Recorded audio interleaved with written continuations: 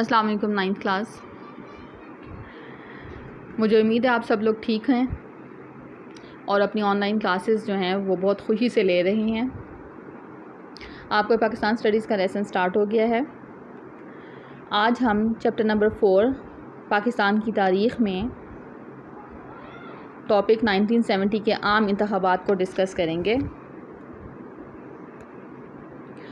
General Yahya Khan کے کارناموں میں 1970 کے انتخابات بھی شامل ہیں. دسمبر 1970 میں ملک میں عام انتخابات منعقد ہوئے. قومی اسمبلی کے لیے 7 دسمبر کو اور صوبائی اسمبلی کے لیے 17 دسمبر کو ووٹ ڈالے گئے. ملک میں پہلی دفعہ ایڈلٹ فرنچائز بالغ رائے دہی کی بنیاد پر انتخابات ہوئے، جس میں تقریباً 63 پولیٹیکل پارٹیز نے حصہ لیا. بڑی بڑی سیاسی جماعتوں میں پاکستان پیپلز پارٹی، عوامی لیگ، مسلم لیگ، نیشنل عوامی پارٹی، جماعت اسلامی اور جمعیت علماء اسلام شامل تھیں. ہر پارٹی نے انتخابات سے پہلے اپنا منشور اور اپنا پروگرام لوگوں کے سامنے پیش کیا. الیکشن کے بعد جب نتائج سامنے آئے تو مغربی پاکستان میں پاکستان پیپلز پارٹی نے اور مشرقی پاکستان میں عوامی لیگ نے اکثریت حاصل کی. پاکستان پیپلز پارٹی نے 138 میں سے 87 نشستیں حاصل کیں، جبکہ عوامی لیگ نے 169 نشستوں میں سے 167 سیٹس حاصل کیں 167 نشستیں حاصل کیں. عوامی لیگ نے مغربی پاکستان میں اور پاکستان پیپلز پارٹی نے مشرقی پاکستان میں کوئی سیٹ حاصل نہیں کی. اب فوجی حکومت کو اقتدار جیتنے والی پارٹی کو منتقل کرنا تھا، لیکن جنرل یحییٰ خان ذوالفقار علی بھٹو کو اقتدار منتقل کرنا چاہتا تھا. اس کی وجہ سے ملک میں بد اعتمادی کی فضا قائم ہو گئی. حکومتی رویے کے خلاف مشرقی پاکستان میں شدید احتجاج شروع ہو گیا. مشرقی پاکستان کے لوگوں نے مطالبہ کیا کہ اقتدار مشرقی پاکستان میں عوامی لیگ کو منتقل کیا جائے. فوجی حکمرانوں نے سیاستدانوں کی جب یہ لڑائیاں آپس میں دیکھیں تو انہوں نے بھی ملک کے دفاع کے نام پر سول نافرمانی کی تحریک کو ختم کرنے کے لیے مزید فوج مشرقی پاکستان میں بھیج دی. شیخ مجیب الرحمان کو بھی گرفتار کر لیا گیا اور عوامی لیگ کو ایک غیر آئینی جماعت قرار دے دیا گیا. اس سیاسی بحران سے آپ کو پتہ ہے کہ ہمیشہ سے انڈیا فائدہ اٹھاتا ہے. انڈیا ہمیشہ سے ہمارا دشمن رہا ہے اور ایسے حالات میں وہ ہمیشہ بہت زیادہ فائدہ اٹھاتا ہے. انڈیا کی مداخلت سے مشرقی پاکستان کے حالات اور بھی خراب ہو گئے. پاکستان اور ہندوستان میں بھی جنگ چھڑ گئی، جس کے نتیجے میں 16 دسمبر 1971 کو ہندوستانی افواج کی مدد سے مشرقی پاکستان ہم سے علیحدہ ہو گیا.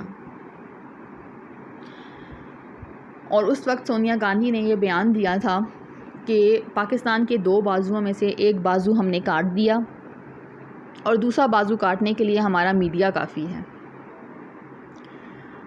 لیکن پاکستان چونکہ ہم نے اسلام کے نام پر حاصل کیا اور ابھی بھی انڈیا کے بہت زیادہ چاہنے کے باوجود بھی پاکستان قائم و دائم ہے. مشرقی پاکستان کی علیحدگی کے کیا اسباب تھے؟ 16 دسمبر 1971 کو یہ واقعہ پیش آیا تھا اور یہ بہت المناک واقعہ تھا، نہ صرف مشرقی اور مغربی پاکستان کے مسلمانوں کے لیے بلکہ پوری دنیا کے مسلمانوں کے لیے. اس کے اسباب میں پہلا ہے جغرافیائی دوری کا مسئلہ. پاکستان مشرقی اور مغربی پاکستان کے درمیان 1600 کلومیٹر کا فاصلہ تھا اور درمیان میں بھارت کا علاقہ آتا تھا، جس کی وجہ سے دفاع میں اور ذرائع آمد و رفت کے مسائل بہت زیادہ پیدا ہو رہے تھے. دوسرا مسئلہ زبان کا تھا. پاکستان بننے کے بعد صرف اردو کو قومی زبان کے طور پر اپنایا گیا. مشرقی پاکستان کے لوگ چاہتے تھے کہ بنگالی کو بھی قومی زبان کا درجہ دیا جائے اور اس وقت کی حکومت اگر ذہانت سے کام لیتی تو وہ بنگالی اور اردو دونوں کو قومی زبانوں کا درجہ دے دیتی.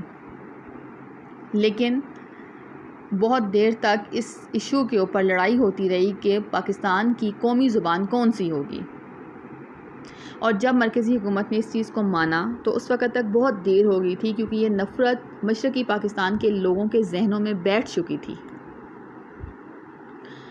تیسرا پوائنٹ تھا جمہوری قدروں سے انحراف۔ پہلے تو پاکستان میں 9 سال تک آئین ہی نہیں بنا،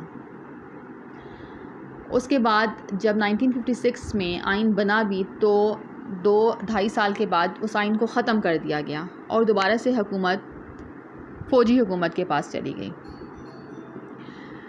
ٹھیک ہے، ملک میں ایک نہ ختم ہونے والی آمریت مضبوط سے مضبوط تر ہوتی چلی گئی۔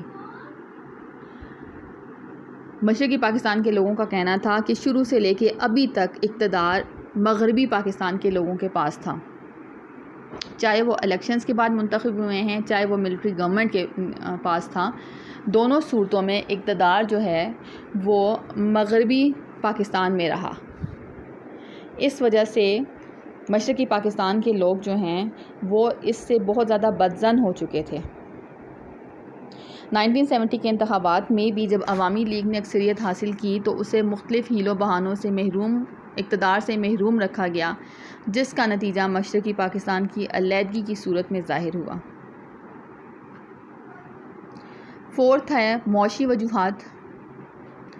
پاکستان کے تقریباً سارے علاقے پہلے دن سے ہی معاشی طور پہ مستحکم نہیں تھے، لیکن مشرقی پاکستان میں غربت کی شرح بہت زیادہ تھی۔ بنگالی عوام کا خیال تھا کہ پاکستان بننے کے بعد ان کی معاشی بدحالی بالکل ختم ہو جائے گی، لیکن پاکستان بننے کے بعد بھی ان کے وہ خواب پورے نہیں ہوئے جو وہ پہلے آزادی سے پہلے دیکھ رہے تھے۔ مغربی پاکستان کے سیاستدانوں کا رویہ بھی اس میں کوئی شک نہیں ہے کہ وہ بہت غیر جمہوری تھا۔ پھر شیخ مجیب الرحمن نے اپنے 6 نکات پیش کیے اور اس میں اس نے صوبائی خود مختاری کا مطالبہ کیا اور وہاں کے لوگوں کو اس بات کی یقین دہانی کرائی کہ صوبائی خود مختاری کے بغیر مشرقی پاکستان کی ترقی ممکن نہیں۔ 1970 کے انتخابات کے بعد جب جنرل یحییٰ خان نے مجیب الرحمن کو اقتدار منتقل نہیں کیا تو مجیب الرحمن نے اپنا یہ جو صوبائی خود مختاری کا مطالبہ تھا اس کو آزادی کے مطالبے میں تبدیل کیا اور کہا کہ اب ہم آزاد رہنا چاہتے ہیں، اب ہم اپنا الگ ملک جو ہے وہ بنائیں گے۔